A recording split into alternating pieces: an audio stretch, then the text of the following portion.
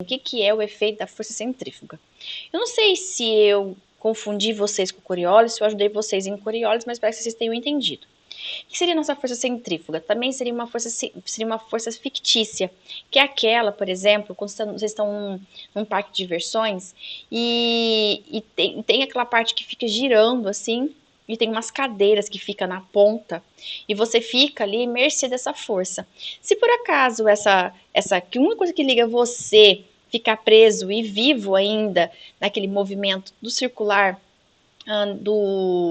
daquele brinquedo, é um cabo ligando a esse ponto. Se esse cabo se rompe, não tem nada que te segure naquele lado, daquele final. O que acontece? A força centrífuga faz aquele movimento de ficar girando. Então, a força centrífuga, eu vou iniciar um vídeo aqui para vocês, que seria mais ou menos isso. O que seria a ação da força centrífuga na formação das curvas e dos círculos, né? Vamos dizer assim, dos ventos, né, que faz com que, porque a gente sabe que as linhas retas das linhas isóbaras, elas só fazem sentido para a gente fazer isso na teoria, mas elas não são linhas retas. Então elas precisam que sejam curvas, sejam curvas abertas ou que são, tem gente que chama de concêntricos, então que sejam de alta ou baixa pressão. Então eu preciso que vocês entendam o que seria a força centrífuga. Calma aí. Prestem atenção no vídeo que começou ele normal, um círculo normal, e conforme está aumentando a velocidade, ele está tendendo a achatar o círculo. O que seria? O equatorial ele tem que ser mais longo e os polos eles tendem a ser achatados. Isso seria a sua força centrífuga, seria o movimento que você tem em relação à curva que tem sobre a rotação. Mas o que acontece? A rotação da Terra ela não tem esse movimento todo, nessa forma, nessa velocidade e tudo. Então, o que eu quero resumir para vocês? Que como as linhas isóbaras elas não são linhas retas, elas são linhas curvas, elas são círculos, elas são tanto de alta como para baixa pressão. Essa forma curva que forma o campo de pressão, tanto de baixa como de alta pressão, ela é modificada, ela modifica o que nós chamamos aqui, sabe aqueles ventos geotróficos que a gente aprendeu nos slides anteriores? Eu falei, pessoal, isso aqui não é um vento real, o vento real vai ser o vento de gradiente? Então, porque agora começa a ter a ação do vento, quando você afeta a velocidade, a direção e a curva que vai fazer esse vento. Então, vamos dizer assim, essa curva que acontece com a junção da força de Coriolis e a força centrífuga faz com que o campo que está concentrado de baixa ou alta pressão, ela tende a modificar o vento que é o geotrófico. Se era para ser uma linha reta, que não são linha reta, ela acaba sendo modificada pelas duas forças, que afeta a sua velocidade, mesmo que a sua, vamos dizer assim, a sua direção continue a mesma, vamos dizer assim, paralelas a linhas isóbaras, mas mesmo assim a força centrífuga acaba sendo alterada, né? Acaba alterando, vamos dizer assim, existe aquele balanço, que lembra que a gente aprendeu aquele balanço que existia, elas eram opostas, para cá seria a força de Coriolis e para baixo seria a força de gradiente de pressão. E logo aqui passaria então o vento. Esse vento, que seria o vento geotrófico, ele acaba sendo alterado e acaba entrando nesse balanço, nesse equilíbrio, acaba entrando a força centrífuga. Vou mudar a cor aqui. E acaba movimentando, eu vou chamar a força centrífuga de força centrífuga, ou vocês podem encontrar também lugares que se coloca só a letra C também, tá?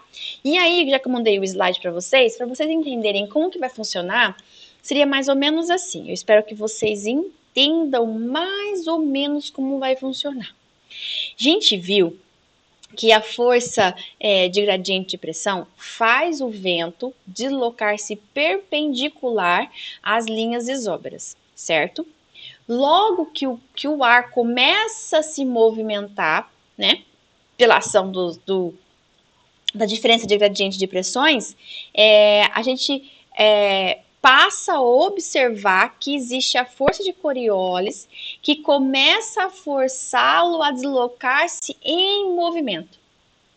Isso que a gente aprendeu até agora. Então, vamos dizer assim, quando eu tenho, então, esse movimento aqui somente em linhas sem direção nenhuma, só em perpendicular às linhas isóbaras, passa a ser, então, a força de gradiente de pressão.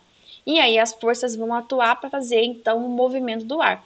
Com a tendência do movimento curvo, né, do ar, que tem esse sentido que seja tanto para dentro quanto para fora, que é de alta e baixa pressão, por que nós temos aqui? Nós temos o seguinte, nós temos que a baixa tende a vir o ar para dentro dele, e a alta tende a dispersar o vento, certo? Ele tem esse movimento. Então, o que faz aqui? Que a parte resultante disso aqui, dessas forças que nós estamos aprendendo aqui, então que a parte resultante da direção do vento, ela passa a ser em função das forças que já aprendemos, que seria de gradiente de pressão, de Coriolis e centrífuga. Que aí eu vou fazer o quê? Passa do vento geotrófico, que são atuantes somente duas. Quando passa a ter três, ela passa a ser um vento de gradiente, que é essa imagem que estou mostrando para vocês. Então, essa direção do vento que vocês estão vendo aqui em V, olha só, eu vou ter a atuação da força centrífuga, da Coriolis e a força gradiente. Porém, todas estão vindo na mesma direção. Então, o vento está passando, olha só, tá vendo essa direção do vento? Eu tenho a atuação das três forças, mudando, tornando ele mais curvo, fazendo com que ele tende a ser curvilíneo, né? E fazendo com que o vento não mude de direção. Então, esse balanço entre as três forças forma-se, então, o vento de gradiente, que esse é realmente o nosso vento que nós temos aqui.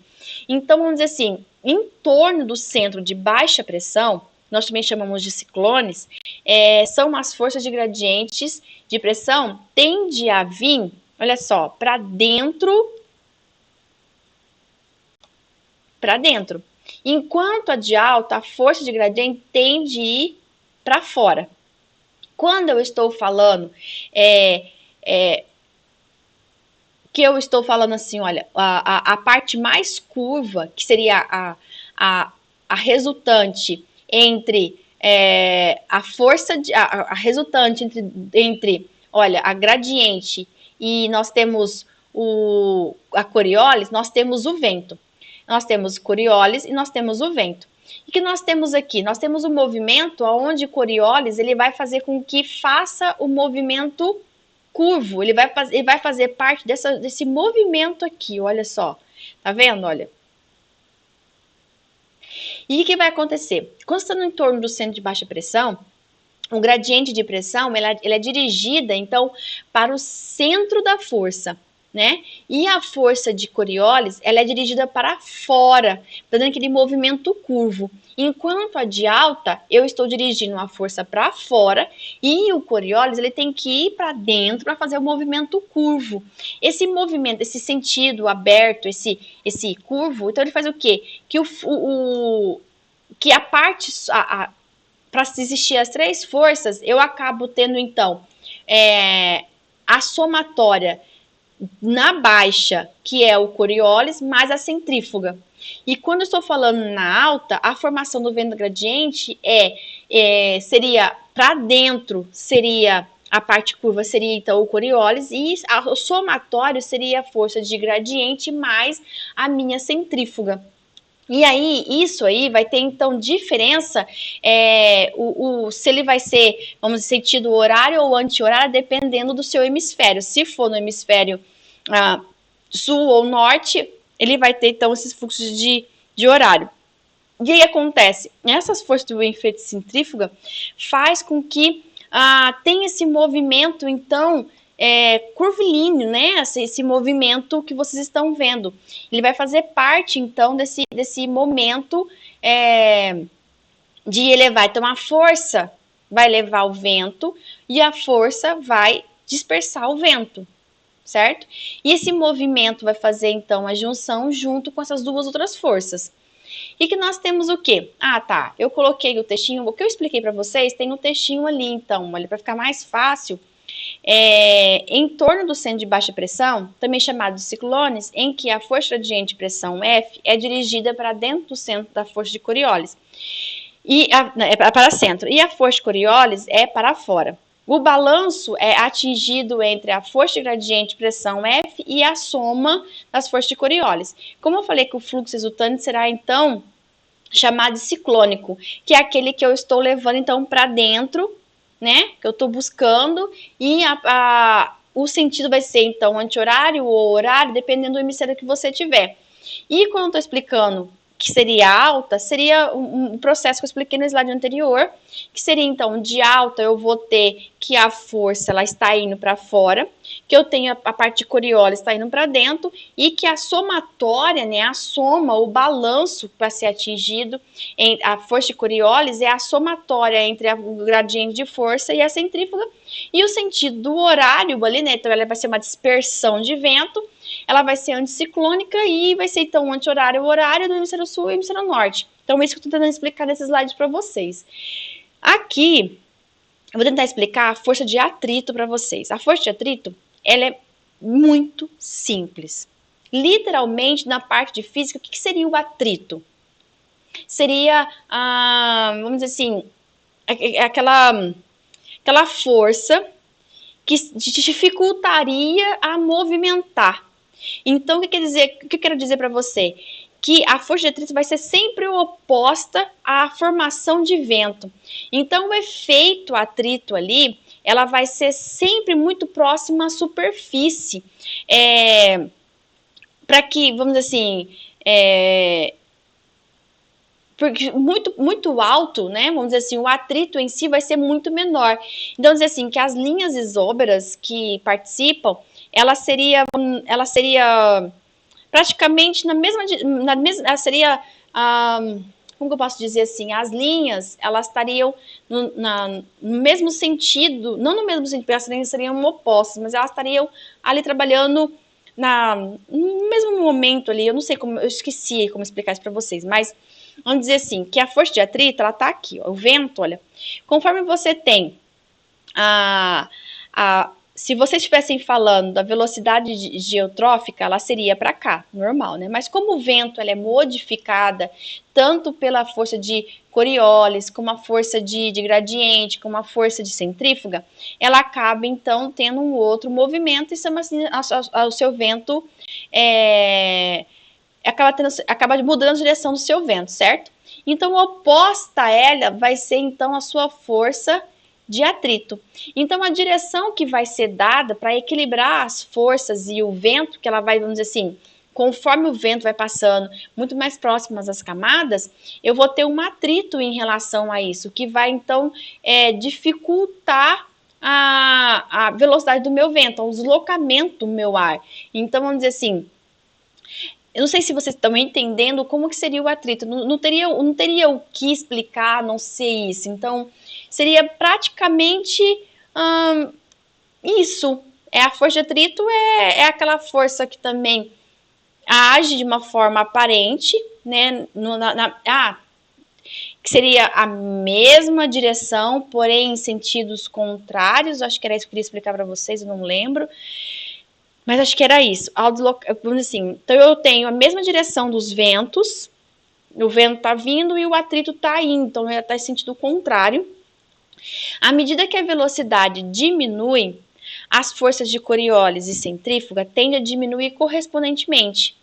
Conforme eu aumento, elas aumentam ali. Mas quando eu estou falando de gradiente de pressão, ela vai tender a permanecer constante, porque ela é a força que é promotora, que promove o ar.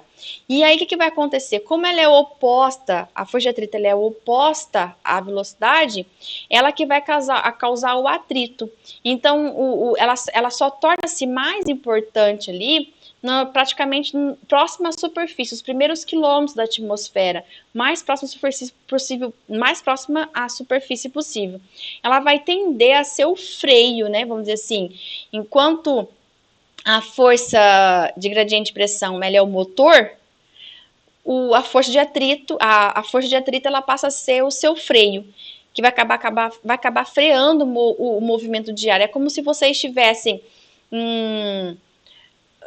um campo aberto e o vento passasse tranquilamente, mas se você tiver um morro ali, o vento ela vai ter que subir pelo morro, ele vai acabar sendo uma barreira natural e que vai frear o vento para vocês. Qual que seria então o efeito que o atrito tem sobre os ventos horizontais da superfície?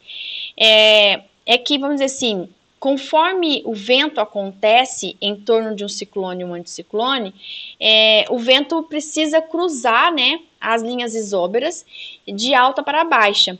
E aí o que acontece? No ciclone, no qual a pressão ela acaba decrescendo para o centro. E seria mais ou menos assim, olha. Lembra que eu falei para vocês que existe a baixa. A baixa, elas tendem a ter uma linha mais juntas, né? E quando eu tô falando para vocês da alta, ela tende a ter umas linhas mais espaçadas. Não, tá muito grande, mas a proporção seria a mesma. E o que vocês têm?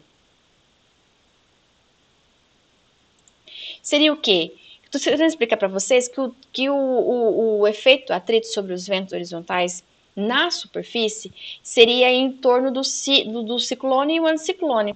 Já que os ventos acabam cruzando as linhas isóbaras de alta para baixa, num ciclone, a pressão tende a ser... Lembra que eu falei para vocês? Tendem a ser assim, olha, para dentro. Enquanto as de alta pressão tende a ser para fora. Então, vamos dizer assim, então eu tenho o quê? Que nos hemisférios, né, vamos dizer assim, elas têm esse atrito, ela causa um fluxo, né, resultante para dentro, que seria para, aqui eu poderia chamar lembra que a gente falou sobre isso? Convergência? E quando eu tô falando quando eu tô falando que tá indo para fora, né, que esse atrito acaba resultando um fluxo para fora, eu acabo chamando isso de divergência. E isso seria, então, a função que nós temos do atrito em relação a esses pequenos ângulos que vão formando a direção dos ventos. Por isso que eu falei para vocês que as três forças são muito importantes para que isso ocorra. Aí, pessoal, nós temos o quê? Eu falei para vocês que o atrito vai acabar causando um fluxo resultante para dentro. E vai causar um fluxo resultante para fora. Então, para dentro seria de baixas. E aí eu tenho para fora, que seria então o efeito que o atrito vai causar. Então, as três forças que você tem vai fazer o quê?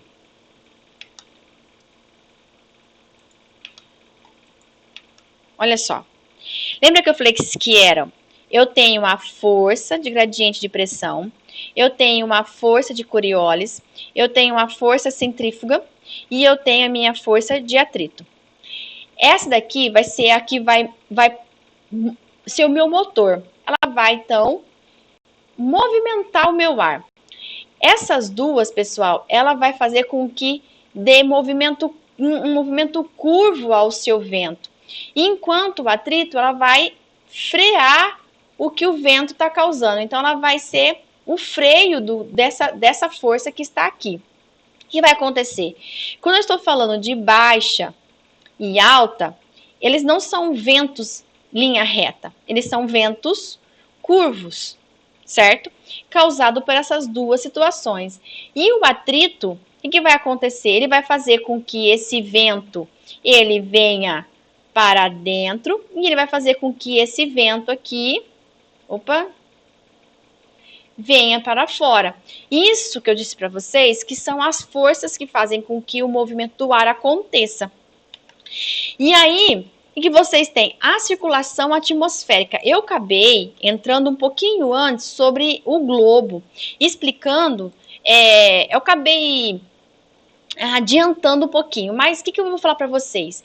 Resumindo tudo que eu tentei explicar para vocês, que entende-se que a circulação atmosférica acaba sendo a movimentação dessas massas de ar quente e fria, quente, úmida, fria e seca. Então, essa movimentação vai acontecer na troposfera, a camada mais baixa da superfície, ali o mais próximo que você tem da Terra, que seria a nossa movimentação de ar. Mas também a circulação acontece também de uma forma do globo, global.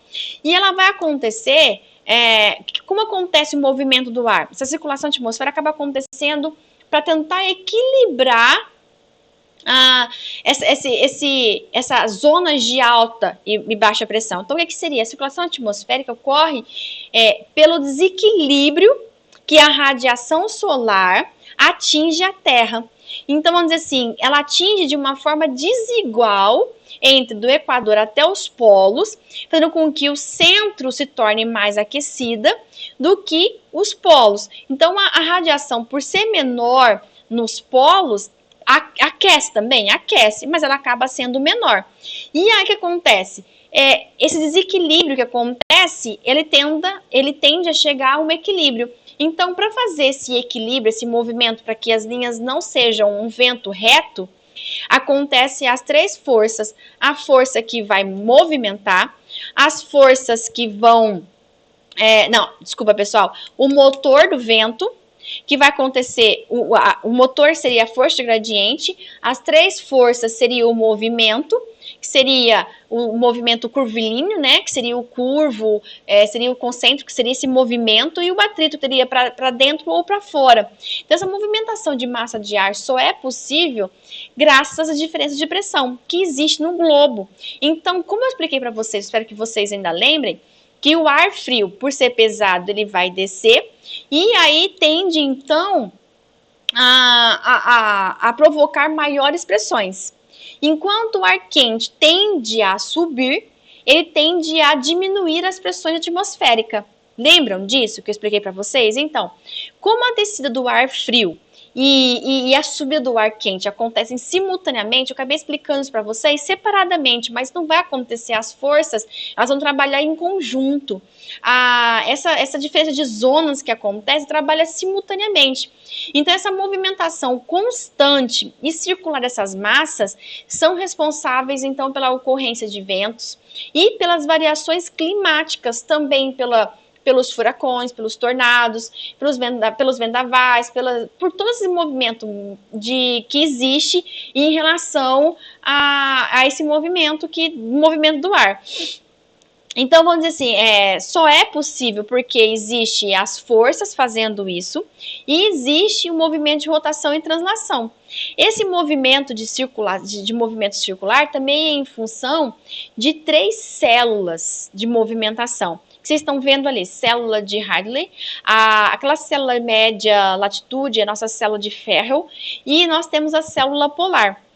A célula polar, pessoal, nós temos o quê?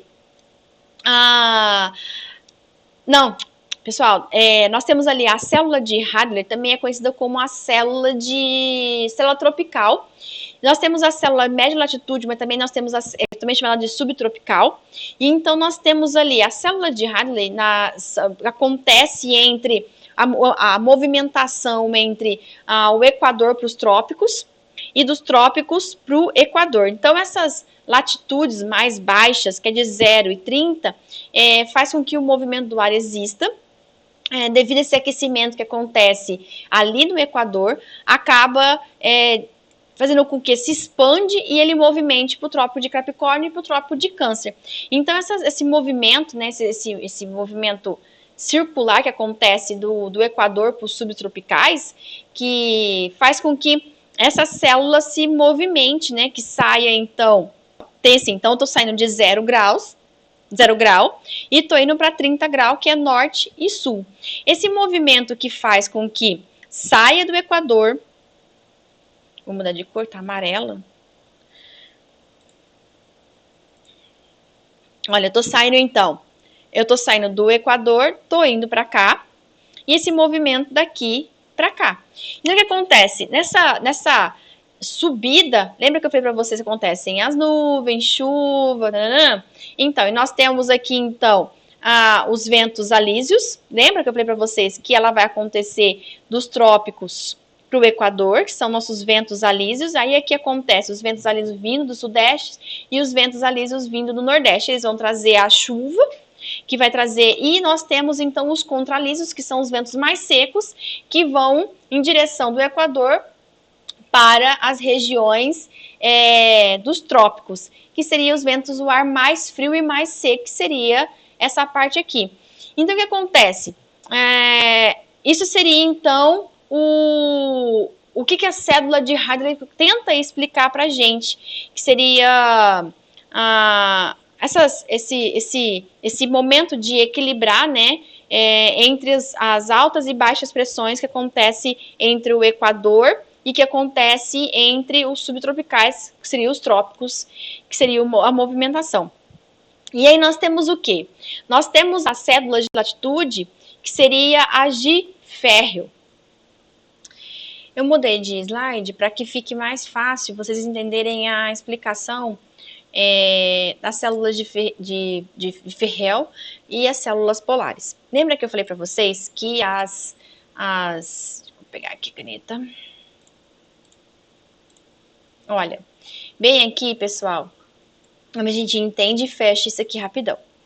Nós temos, então, a baixa pressão, que ela vai fazer, baixa pressão. Aqui nós temos as altas pressões, lembra? E aqui nós também temos as nossas altas pressões.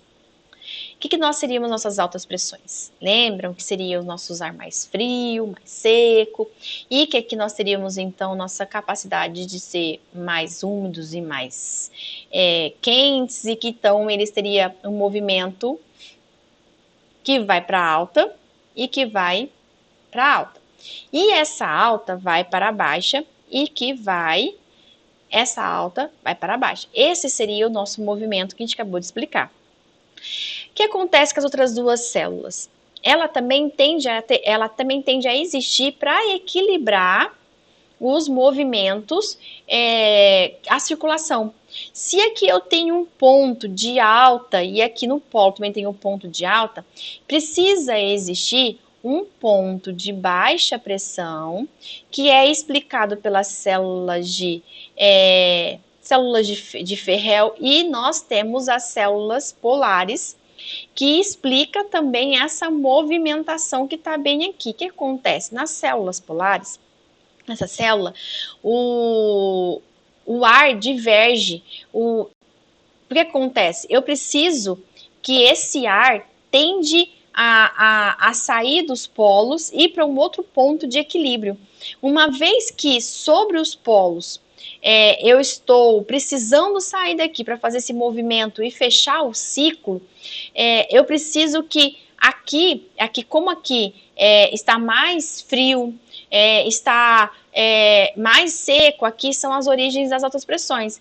Então, são sobre as superfícies polares, nessa região, o ar, ele acaba divergindo, né? Ela acaba são os centros de alta, e ele precisa retornar, ele precisa fazer esse movimento circular para fechar a circulação, para fechar a movimentação do ar. O que acontece? Essa explicação das células aqui é o surgimento dessas baixas pressões que tem por aqui, que são as baixas subpolares, e que faz com que o vento ele entre em equilíbrio, porque uma vez que você tem a movimentação da baixa ainda para a alta ainda para baixa, e você tem daqui a baixa indo para a alta e a alta ainda para baixa, eu consigo fechar essa explicação porque não teria como vocês fazerem esse movimento da alta para alta, porque lembra que é pelo desequilíbrio que acontece a movimentação do ar.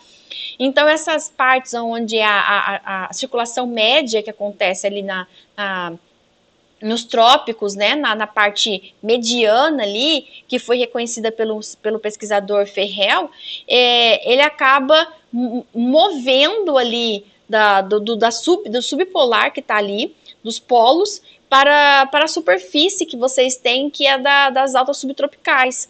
Então, nesse sentido, que ele sai ali do subpolar e vai até ali para a subtropical, que acaba fechando, então, essa circulação entre esses dois pontos. Para fechar o movimento entre a existência dessa baixa, para equilibrar, para que haja esse equilíbrio, vai vir o quê? Da baixa pressão e vai vir da alta para baixa. E vai acontecer a mesma coisa. Então, isso que acontece com o movimento, com essas três células, né? Que faz com que o movimento o movimento do ar, essa circulação atmosférica global, acaba fechando. Aí vocês têm ali a características, né, ali na parte equatorial, que são as formações de nuvens, que vão acontecer as precipitações. Nós temos os anticiclones, né, que acontece ali nas subtropicais, que é uma cintura, né, que é de altas pressões, que são associadas à subsidência, né, lembra que eu falei para você que a subsidência é aquela do ar, que a ascensão sobe, a tendência desce, nas latitudes ali do cavalo, ali onde acontece a calmaria, não falei para vocês que são os ventos mais calmos, que são os ventos mais frios, mais secos, então ali a calmaria dos ventos muito fracos, e acontece ali poucas precipitações, acontece um céu mais limpo, então seria a parte mais baixas ali, onde acontece a precipitação, onde acontece a parte mais seca ali, mais ou menos assim, vocês entenderam, né? E vamos dizer assim, e nós temos o outro polo, que seria os polares, também são anticiclones, porque são de altas pressões, e ela está associada às pressões, está associada à parte mais fria e mais densa. Então, assim, associada às forças, que é associada às rotações, que está associada a essas diferenças de pressões, temperaturas, de umidade relativa. Isso, esse modelo, né, faz com que tem esse modelo, né, essa representatividade das forças do vento, do movimento, né, esse movimento circular. Então, vamos dizer assim, são através das forças que vocês viram comigo, que justificam, né, a existência dos ventos. São essas características que vocês conseguem encontrar, o que eu falei para vocês até agora. Então, para fechar, seria o fechamento, né, seria explicar o que seria essa circulação atmosférica, seria tentar fazer com que vocês entendam que seria essa circulação atmosférica mesmo. Lembrar que o vento, ele é um fator importante para a agronomia, porque ele vai fazer com que haja polinização, por exemplo. Ele também tem pontos ruins, como, por exemplo, o vento, ele acaba sendo dispersor de fungos, por exemplo, sementes indesejáveis, né, igual a planta daninha. Passa a acontecer também ventos muito fortes acabam danificando, estragando, acaba destruindo, por exemplo, um acamamento, acaba destruindo viveiros, estufa, acaba quebrando galhos, algumas são mais sensíveis, acabam tendo quebra de galhos, e isso acaba tornando-se, então, uma porta de entrada para algumas doenças. E existe fatores agronômicos, como, por exemplo, o quebra-vento, que auxilia nessa parte, né? Então, o vento tem os seus pontos positivos, tem os seus pontos negativos. O vento precisa existir para que aconteça, por exemplo, o ciclo. O ciclo, para ele funcionar, ele precisa desse movimento de sobe e desce. O que sobe vai condensar, formar nuvem, vai precipitar. E isso aqui, fechando tudo isso, o que seria a circulação atmosférica global, para que vocês tenham entendido, ela acaba fechando e que vocês acabam entendendo as formações de furacões e tornados. Como o anticiclone e os ciclones, eles acontecem, existem uma diferença entre eles, e neles acontecem a calmaria, que seria o céu mais limpos, que seria os ventos mais tranquilos, e o outro que seria os problemas relacionados a tornados, a furacões, e cada um deles tem uma explicação, tem uma origem. Furacão, tufão, eles têm o mesmo sentido, porém nomes diferentes em lugares diferentes. E a gente pode continuar esse assunto em outros vídeos, mas para a explicação do vento a esse momento seria somente isso que vocês têm que entender, que seria a circulação atmosférica. Assim eu encerro essa parte e eu vou tentar, né, fazer outros vídeos para que complemente as aulas que eu estou fazendo. Mas espero que vocês tenham gostado, espero que vocês tenham entendido. Desculpa a bagunça de tentar explicar, às vezes eu tento explicar, reexplicar e às vezes posso confundir vocês. Mas se gostou, ou se tem alguma crítica, vai lá nos comentários, faça alguma coisa, eu vou adorar. E eu vou deixar material para complementar para vocês lá na plataforma, tá? Então, muito obrigada!